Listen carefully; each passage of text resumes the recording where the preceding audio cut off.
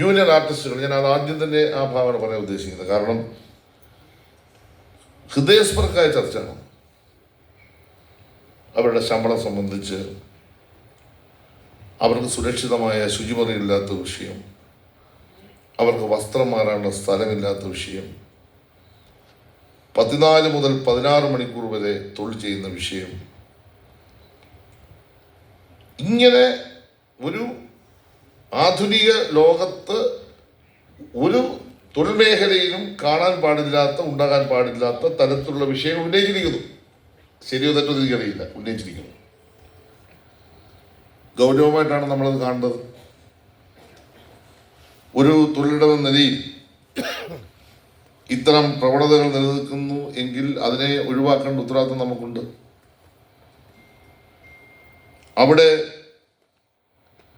തീർച്ചയായിട്ടും നമ്മുടെ കൂടെ പ്രവർത്തിക്കുന്ന കലാകാരന്മാരെന്ന നിലയിൽ കൃത്യമായ വേതനം കൊടുക്കാൻ, വിശ്രമ സമയം നിശ്ചയിക്കാൻ, കൃത്യമായി ഭക്ഷണം കൊടുക്കാൻ, പ്രാഥമിക ആവശ്യങ്ങൾ നിറവേറ്റാനുള്ള അടിസ്ഥാന സൗകര്യം നിർവഹിക്കാൻ, ജോലി സമയത്തിൻ്റെ കൃത്യത കൈവരുത്താൻ കഴിയുന്ന നിയമപരമായ കാര്യങ്ങൾ, ബോധവൽക്കരണത്തിലൂടെയുള്ള കാര്യങ്ങൾ നമുക്ക് കൈകാര്യം ചെയ്തേ പറ്റൂ.